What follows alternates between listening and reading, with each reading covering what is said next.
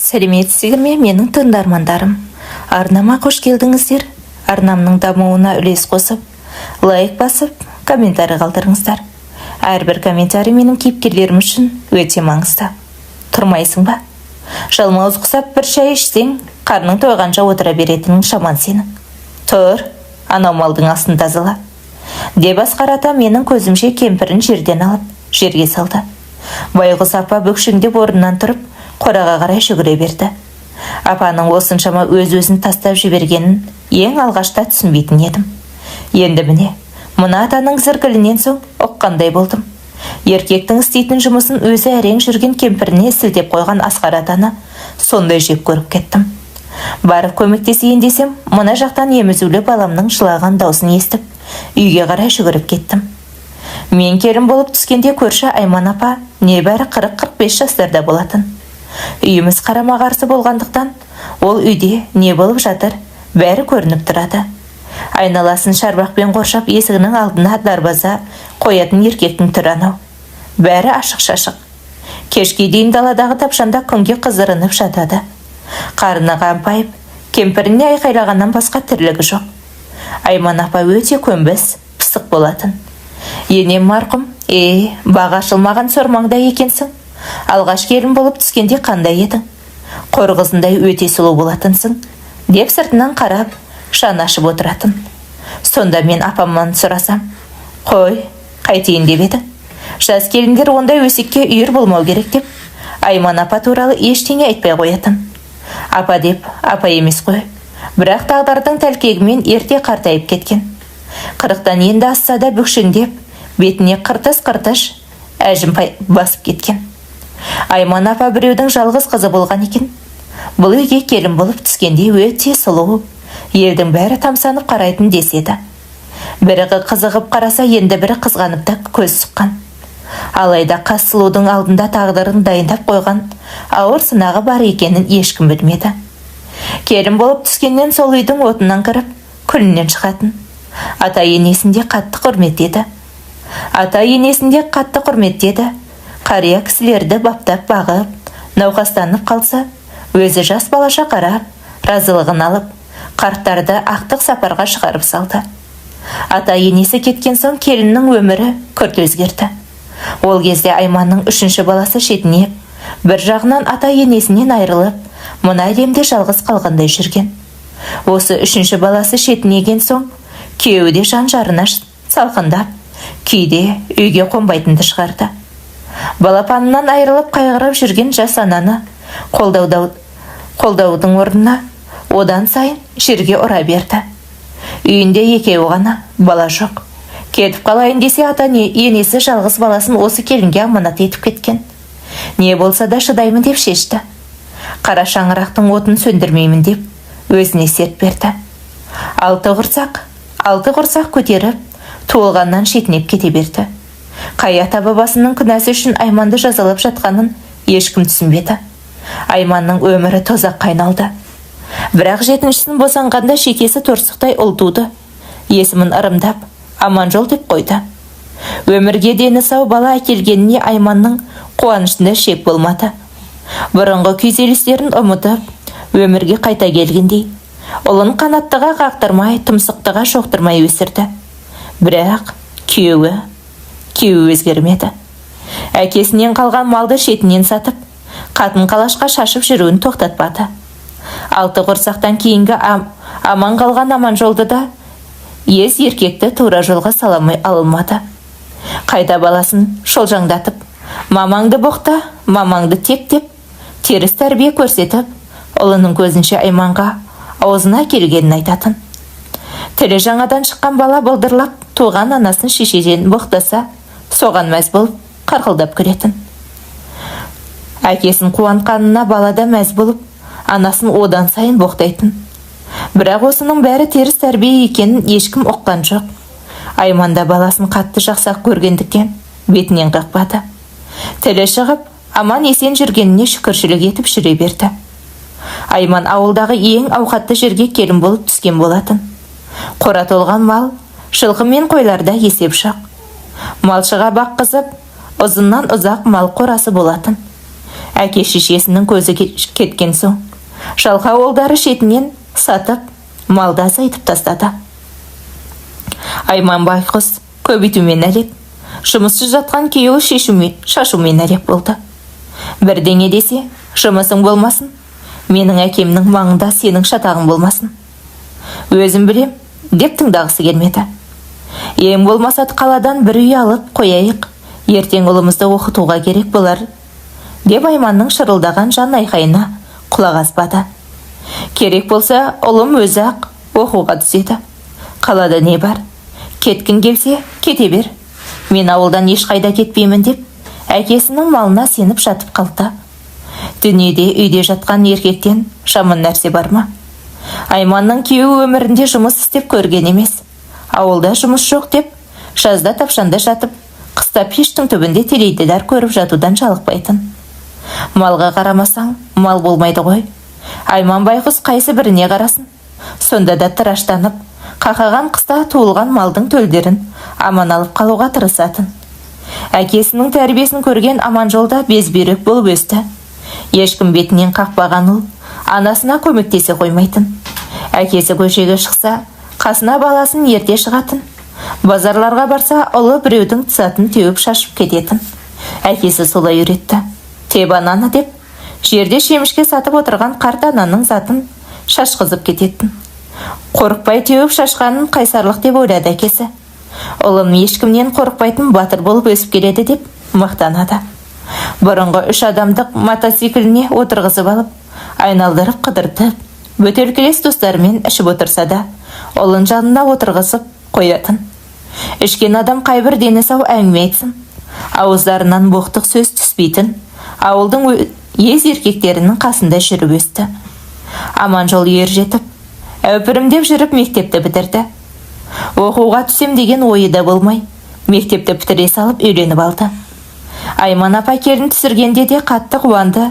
Әбден тірлікке үйренген ана келініне істетпей алдына түсіп шауып кететін. Уылжыған жас келін осы үйдің тәртібі сондай екен деп ойлап, әбден енесіне сеніп алды. Айман байқұс шауып жүріп өзі істей береді. Тағы шаршауды да білмейді ғой. Шалы тапшанда местей болып жатып, кемпірі әрі өтсе де боқтайды, бері өтсе де боқтайтын. Айманның күйеуін сыйлап үндемейтінін ол білген жоқ. Асқар сыйластықты әлсіздікке шатастырып алды.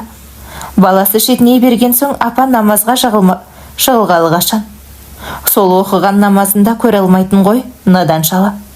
Құдай тағаламнан қорықпай, намазыңнан шешесінің, депті боқтайтын. Оның бар жұмысы сол, кемпірін аңдып отыру. Сонда да Айман апа шалының тамағын баптап беріп отырады. Күніге сом-сом қаттама нан, өзіне бөлек тамақ жасап, тапшанда сүт қатқан қою қара шай ішіп, терлеп отыратын. Біз абайсызда бара қалсақ, неменеге келдің? Не сұрап келдің тағы деп айқайлап жататын еді. Содан кейін ол үйге ешкімнің кіргісі келмейді. Сырт айналып қашатынбыз. Бірақ апаға жанымыз ашып, көмектескіміз келсе де, шалынан қорқып бармайтын едік.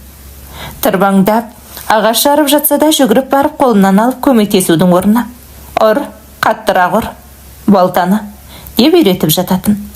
Баласы да ішімдікке құмар болып шықты. Таңертең жұмысқа барамын деп шығып кетеді. Кешке дейін қаңғып, мас болып келетін. Күндердің күнінде жасы 60-тан асқан Асқар ата, тоқал аламын деп Айман апаның құлақ етін жей беретін шығарды. Сен бала тумайсың, мен жас тоқал аламын. Маған бір бала аз, ұрпағымды көбейтуім керек. Сен намаз оқисың, менің жағдайымды жасамайсың, деп қақсап, сарнай берген соң, апа рұқсатын берген. Маған тиіспесе болды деп көнбеске амалы қалмады. 2 күннен соң шалы өзінен 25 жас кішкентай жас тоқал келді. Бөтелкелестерін шақырып, табан астында үйіне отырыс жасап жіберді. Ал Айман апа соларға қызмет етті. Өз күйеуінің үйленіп, өз үйін жын ойнаққа айналдырғаны жанына батса да үндемей соларды күтті. Ет асып берді, олардың шашқан бөтелкелерін жинап, сол үйдің күнінде қызмет жасады. Ал баласы әкесі тоқал алған күні екеуі төбелесіп, енді бет көріспейтіндей ұрсысып, сол күні түнделетіп баласы бөлек шығып кетті. Тіпті шырылдаған анасына да қараған жоқ. Келіншегін алып, анасын екі тажалдың қолына тастап, тайып тұрды. Жас тоқал алған соң шал тіптен есіріп кетті. Екеуі жыртаң-жыртаң етіп бөлмелерінен шықпайтын. Тіпті көрші бізден де ұялмайды. Тырқылдап күлген дауыстары біздің үйге естіліп, енем барғым. Ей, көргенсіздер, тәрбиесіздер. Ел жұрттан ұялсаң етті, Алла жазаңды берсін, ит қақпас. Анау байқұс келіннен обал болдау деп, шыны келіп отыратын маған. Келін, анау терезені жапшы. Тек сіздердің дауысы естілмесін деп, терезені жаптырып тастайтын еді. Мына жақта қос қашық тамақ дайын болғанда шыртыңдап бөлмелерінен шығады. Екеуі мысқылдап, Айман апаны мазақтап отыратын. Ей, шылыбық, деп шақыратын. Аллай, бұндай атауды бірінші рет естіппін. Не деген жаман сөз? Апаға жаным ашып кететін. Бір күні апа күндегі шаруасын істеп жүріп, үйге кірсе шалының бөлмесінің алдында нанның қоқымы шашылып қалыпты. Ойында ештеңе жоқ, отыраға қоқымды тере берген ғой. Сонда анау екеуі шығып қалып, сен бізді аңдып жүрсің, бізге дуа жасайын деп жүрсің, біздің махаббатымызды көре алмай жүрсің ба? Деп кемпірін тепкінің астында алады. Үйінде үлкен жанжал болып, пештегі шайнекті шығып бара жатқан кемпірдің арқасына лақтырып жіберген. Апа байғұс ойбайлап, біздің үйге жүгіріп келді. Енем киімін шешіп қалғанда, киіміне жабысқан бір қабат терісі сыпырылып түсті. Арқасындағы қып-қызыл етті көріп, мен талып қалыппын. Ол кезде аяғым ауыр болатын, енем байғұс су шашып оятып алды. Мені бөлмеме отырғызып қойды. Мына жақтан Айман апаның еңкілдеп жылағанын естіп, одан сайын жүрегім шаншыды. Адамдар неге сонша қатыгез деп ойладым. Неге осындай жақсы апаны қорлай береді? Апа біреудің жалғыз қызы болса, неге кетіп қалмады? Алам деген осынша көнбіс болар мекен? Неге өз өмірінің қауіпсіздігі үшін күреспейді? Осы сұрақтардың жауабын таппай, жылап-жылап ұйықтап кетіппін. Таңертең тұрсам, енем марқұм қасымда отыр. Ол да түнмен жылаған ба, көзі ісіп кетіпті. Құлыным-ау, қатты уайымдадым ғой сені деп, мені құшақтап, маңдайымнан сүйіп жатыр. Айман апаны сұрасам, ауруханаға апарып жатқыздық, дейді. Шалы келіп енеме ұрсып кетіпті. Содан не керек, апамыз қайтып, ол үйге келмеді. Баласының қолына барып немерелеріне қарап отырды. Шалы артынан алып кетуге барғанда, баласы ұрып қуып жіберіпті. Кемпір кеткен соң шалдың жағдайы болмады. Баяғыдай баптап тамақ істеп беретін кемпірі жоқ. Тоқалы, керек болса өзің істеп ал, деп жата беретін. Ол кезде тоқалдың аяғы ауырлап, бір ұл туып алған. Ол туған соң тоқал тіптен құтырады. Айман апаның ол сонша жыл тірнектеп жинаған дүниесімен мал жанын төркініне тасып, үйіне қарамай тоз-тозын шығарды. Шал тағы да жылап, еңіреп, кемпіріне жалынып барды. Сенің тоқалыңнан таяқ жегенше, осы баламның үйінде қара су ішсем де кетпеймін деп, апа қайтпай қойды. Шалдың жағдайы болмай, баяғы мес қарын жоқ, шіптіктей болып, азып-тозып, орнынан әрең тұратын жағдайға жеткен. Тоқалының қалаға барғыштығы көбейіп кетті. Бір күні көрші апа үйіне барып қалса, ата қатқан нанды суға малып жеп отыр екен. Тоқал жоқ. Шырттай киініп қалаға қыдырып кеткен. Кейін көрші қолаңдар кезекпен тамақ апарып жүрдік. Бір күні не дейсің? Тоқал үйді өз атына аударып алыпты дегенді естідік. Жай өсек шығар деп ешкім мән бермеді. Тоқал баласын төркініне тастап, үйіне келіп шалға тиісе бастаған. Мен жаспын, сенімен тұрғым келмейді. Кет, мына үй менің үйім. Ұлымыз екеуміз ғана тұрағымыз келеді, деп шу шығарған. Сол жерде шалды басынан табақпен ұрып, үйінен қуып жіберген. Жылап еңіреп, ұлымның үйіне барған соң, олар жаны ашып кіргізеді. Ертесіне келіннің неге ұрасың деп, ұрсайын деп барса, тоқал жоқ. Есіктің бәрі ашық-шашық, қашып кетіпті. Сонымен ол үйді тоқалдың қалай алғаны белгісіз. Әйтеуір милициямен келіп, сатып кетеді. Ешкім ештеңе істей алмады. Шал, ала берсін деп, мұңқиып тұрады. Айман апа байғұс қанша бермеймін деп шырылдаса да, шалының қолы қойылған құжатты бетіне лақтырып, тоқал тайып тұрады. Аман жолда әкесіне ерегісіп үндемейді. Тағы екі ортада апа сорлап қалады. Қаншама жыл осы қара шаңырақ үшін шыдап келген еді. Қайда жоқ көшеден келген жезөкшенің алып кеткеніне іші ашиды. Шалдың да сол оқиғадан кейін мазасы кетіп, ауырып қала берген екен. Баласы да әр сөзінде шалдың бетіне басып ұрса береді. Әр жанжал сайын шалдың денсаулығы сыр беріп, төсектен тұра алмай жатып қалады. Тағы да апаның басына масыл болады. Апа байғұс шалдың бұрынғы істегендерін ұмытып, астын жуып, қасықпен тамақ беріп қарайды. Бұл оқиға ауылдағы көп адамға сабақ болды. Әсіресе тоқал аламын дегендердің ауыздарына құм құйылды. Келін мен бала шалдың қасына жоламайды. Сасып кетті деп есіктің алдындағы ескі қоржын тамға әке шешесін шығарып жібереді. Осы үйдаларда да Айман апа бар малын сатып әперген болатын. Енді міне, өздерін сол үйдің ескі қораға ұқсас қоржын тамға шығарып жатыр. Шал сол ауырғаннан тұрмай, сол тамда жатып қайтыс болады. Бірақ қор болуына Айман апа жол берген жоқ. Тап-таза күйінде кетті. Кетерінде апаға ырза болып, қолын қыса-қыса көзінен жас сорғалап, сөйлей алмай үзілді. Шалық айтқан соң Айман апа кішкене етек жеңін жинап, енді өзім үшін өмір сүремін деп, үйден шығып қыдырып, адамдармен араласа бастаған. Бар жұбанышы немерелер болды. Үлкен немересі қыз болатын. Сол немерелері апаны қатты жақсы көретін. Айман апа енді ел қатарына қосыла бастағанда, тағы да суық хабар келді. Келіні таксимен қалаға кетіп бара жатып, жол апатынан қайтыс болыпты. Апа тағы да шырылдап, немерелерін құшақтап зар илеп қалды. Құдайым-ау, енді бейнеттен құтылдым ба дегенде, үш бүлдіршінді маған тастап кеттің бе деп жылады. Әкесінің тұраны бала шағаны ойламайды. Ол да қарны местей болып үйінде шәнейіп жата береді. Қанша жылағанымен амал жоқ. Өз қолын өзі шапсын ба? 6 құрсақтан кейінгі аман қалған жалғыз перзенті. Қайтейін, аман болсын деп тілеуін тілеп жүре берді. Тағы бейнет, тағы үйдің тірлігі. 60-тан асып 70-ке жақындаса да қу тірліктен құтыла алмады. Қайта немерелер қолғабыс болып, апасына көмектесіп жүретін. Пенсиясынан жинап немерелеріне киім-кешек әперетін. Жалғыз ұлы тура әкесінен аумай қалды. Анаға да балаға да мейірімі болмады.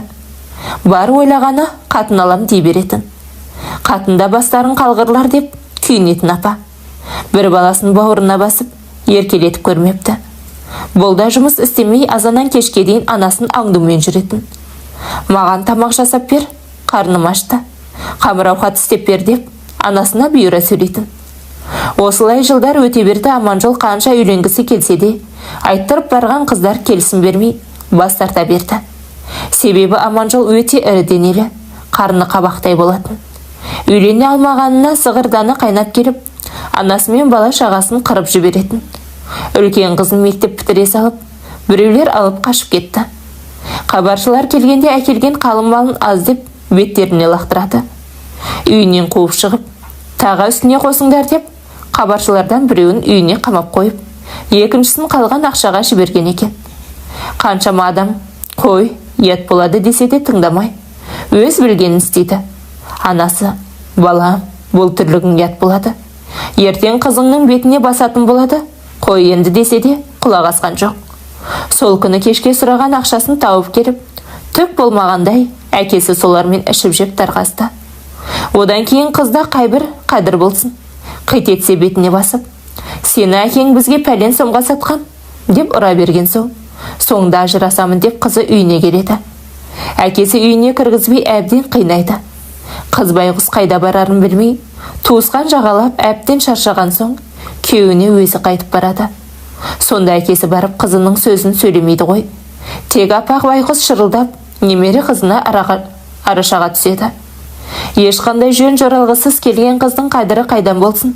Әкесі не құдалық шақырмайды, не үйін көрсетіп құдаларға есік көрсетпейді. Сөйтіп жүргенде екінші қызында көрші ауылдың баласы алып қашып кетеді. Ол қызы енді жақсы жерге барған екен. Қарапайым отбасы болса да қалың малын әжептәуір қылып береді. Апа байғұс бәріне өзі жүгіріп, пенсиясынан жинаған ақшасына құдалығын мейрамханаға істеп, барлық жөн жоралғысын жасайды.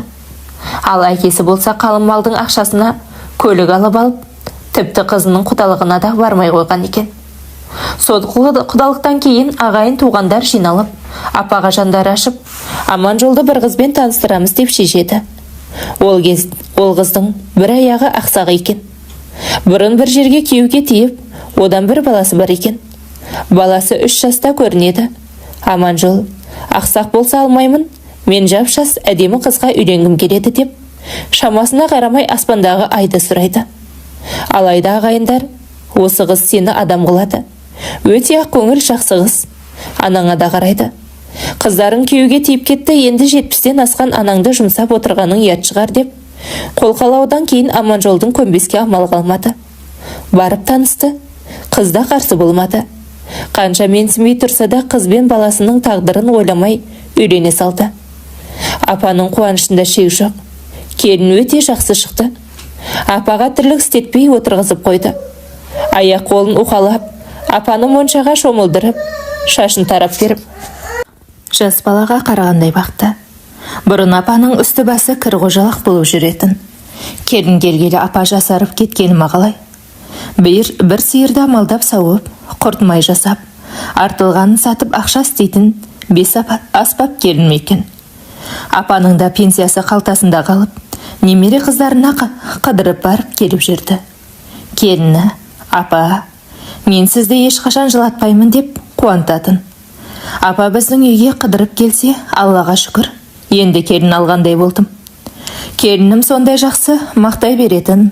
Апа үшін бізде қуанып қалатын едік. Бірақ баласы Аманжол оны менсінбеді. Кезінде Айман апаға шалық не көрсетсе, Аманжол әйеліне соны көрсетті.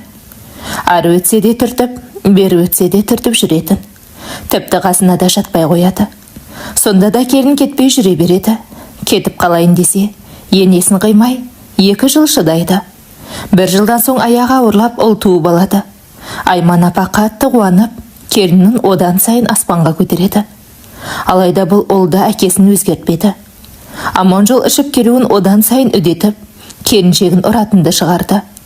Апа байғыз араша түсіп келіннің сөзін сөйлесе, апаға да айқайлап, томардай қолымен көкірегінен итеріп құлататын. Әйелін ұрғанымен қоймай туған анасына қол көтергенді бұрын соңды естімеппіз. Бүкіл ауыл жағасын ұстап таң қалды. Үйіндегі айқай-шуды бәрі естіп тұратын. Кейде арашалауға көршілер барып көмектесетін. Келін байғұс 2 жыл шыдап бақты, алайда мес қарын оны кемсітіп, ой, ит шолақ. Енді сөйлесең 2-ші аяғыңды шолақ қыламын. Кет үйімнен. Кет дегенде ит те кетеді. Балаңмен қоса құры деп тисе беретін. Бір күні Аманжол апаның төл құжатын сұрап алып, пенсияңызды әкеп беремін деп алдап кетеді. Сол бойы пенсияда жоқ, паспортта жоқ, кешке мас болып келеді. Ертесіне келіншегі, апаның құжаты мен пенсиясын бер деп талап етеді. Сол күні үйінде үлкен жанжал болған. Апа байғұс келініне қоя берші, сұрамай-ақ қойшы. Тағы ұрып тастамасын, үндемеші балам деп келініне басу айтып әлек. Аманжол анасына, сен қақпас айдап салып отырсың мынау шолақты. Енді екеуің жабылайын дедіңдер ма? Екеуің де кетіңдер үйімнен. Анасының желкесінен ұстап көшеге лақтырып жіберген. Келіншегін көгала қойдай етіп сабап тастапты. Келін байғұс енесін қимай-қимай сол күні төркініне 1 жылы кетіп қалыпты. Апа байғұс қатты қайғырды. Көршілерге келіп мұңын шағып жылайтын. Қайта баласына үйді сол ауылдан әпергені жақсы болған екен. Танымайтын ауылға барса, кімге мұңын шығар еді. Аллам балаға сана бер, сана бермесең ала бер деп, осындайда кейін айтылады екен ғой. Айман апаның тозақ өмірі қайта басталды. Тура баяғы шалмен тұрғандай күй кешті. Бір ол кезде апа жас еді, ал қазір жасы келген, 70-тен асып 80-ге таяған кезі. Жалғыз баласының алдында күң болып жүргені жанына батады. Немере қыздарына хабарласайын десе телефонында алып қойған. Кейде баласы жоқта көршінің үйіне барып немере қыздарына хабарласып алады. Сонда көршілері, апа, неге кетіп қалмайсыз? Ең болмаса қарттар үйіне барып тұрмысаңыз, жағдайыңызды жасайды ғой десе апа. Мен кетсем, ұлым аш қалатын шығар. Деп сонда да без бүйрек баласын ойлап кетпей отыр ғой. Бүкшеңдеп апа байғұс жатпайды ғой тағы. Жатсам ауырып қаламын деп шыбырлап жүре береді. Кішкентайынан әлпештеп өсірген жалғыз баласы өз анасын құлдыққа ұстап отыр. Еш жаққа шығармайды, ештеңе сатып алып бермейді. Тіпті ауырып қалса докторға бармайды. Жота-жотадан шөп дәрі теріп, соны қайнатып ішіп жүреді. Неге докторға апар демейсіз десең, қайдағы тіпті нәски әпермейді. Іш киімімде жоқ, баяғы қыздардың юбка копталарын тігіп киіп алғанмын дейді. Алай, осындайда тас жүрек болады екен-ау. Жүре берсең көре бересің деген осы болса керек. Ондай безбүйректік тек орыстарда болады деп ойлайтынбыз ғой баяғыда. Анасы 2 шелек су көтеріп келе жатса, баласы көмектесудің орнына 2 қолын қалтасына салып, жанынан өтіп кете береді. Отын жарып жатса, қолынан балтаны жұлып алмайды. Үйіне кіріп кешке дейін қалаулымды көріп, соларды боқтап, жерден алып жерге салып жатады. Бар ермегі сол. Одан қалса түрік сериалдарын көріп, жаңалықтар көріп, өз бассыздығы аздай қоғамдағы бассыздықтарды өз алдына талқылап жатады. Осы өміріне биліктегілерді кінәлап, осы жатсына өзінен басқасының бәрін кінәлі қып боқтанып жатады. Тіпті анасын айқайлап, сен мені оқытпадың, мен оқығанда бір жерді тесіп шығар едім деп диванда жатып алып, анасына тисе бастайды. Анасы байғұс не десін? Әрине, ұлының осындай надан болып өскеніне өзін кінәлайды. Кезінде жұмсамай қатты еркелеткеніне өкінеді. 2-3 жасар кезінде өзін ұруына жол бергеніне өкінеді. Бірақ амал не? Енді бәрі кеш. Өле-өлгенше баласының алдында қызмет етпек. Құдайдан қаншама рет жанымды алшы деп жалынды. Алайда ажал келмесе қайдан алсын? Ажал келмесе қанша тыраштанып өлем десе де, өлшеніп қойған минутына келмей кете алмайды екенсің ғой. Өзі намаз оқыған соң өз-өзіне қол жұмсаудың ауыр күнә екенін жақсы біледі. Бір күні баласы үйінде қалаулым көріп жатса, анасы ойбайлап үйіне кіріпті. Не болды? Сонша ойбайлап деп дүрсе қоя берді баласы. Жай, сатыдан құлап қалдым, дейді анасы. Ой, абайламайсың ба? Докторға апарайын ба десе анасы. Қоя берші. Қазір қойып қалар деп мән бермей жүре береді. Бүйір ауырып бара жатса да сиырын сауып жүре береді. Әрең жүрген апаны көрген көрші қоярда қоймай, көлігіне салып ауруханаға апарыпты. Сонда дәрігер, 2 қабырғасы сынған, неге ертерек әкелмегенсіздер? Сіз баласыз ба? Паспортын беріңіз дегенде көршісі не дерін білмей қатты сасқалықта қалды. Аман жолға хабарласып, ол ауруханаға кіргеннен палатадан жатқан анасына ұрсып, мен докторға апарайын дегенде үндемеп едің. Мыналарға мені жаман атты қылуың керек қой, неге өзіме айтпайсың деп, анасының жағдайын сұраудың орнына айқайлап жатыр ғой. Дәрігер қуып шықты. Паспортын бер десе бермейді. Білмеймін, таппай қалдым деп, 2 желеу бір сылтаумен бермей қояды. Сол жерге полиция келіп, апаға ұлыңызға шағым түсіресіз бе деп сұрағанда анасы. Жоқ, ұлыма ешқандай шағымым жоқ деп жауап беріпті. Байғұс ана қанша жерден ұлы қатыгездік танытса да, жүрегінде мейірім мен махаббатты сарқылмай, өзін ойламай, перзентін бірінші орынға қояды. Ол аш па, тоқ па деп әрдайым алаңдап, түн ұйқысын 4 бөліп баласының қамын жейді. Құрметті тыңдармандарым, Алла тағала балаларымызды саналы, ибалы, мейірімді етіп өсіруді нәсіп етсін. Мұндай қатыгез ұлды дұшпаныңа да тілемейсің. Ана жүрегін жаралаған перзенттің қасіретін ешбір жүрек көтере алмас. Әңгіме ұнаса лайк басып, пікір қалдырыңыздар. Әр пікіріңізбен біз үшін өте қымбат. Сондықтан барлығына жеке-жеке жауап береміз. Қолдауларыңызға рахмет.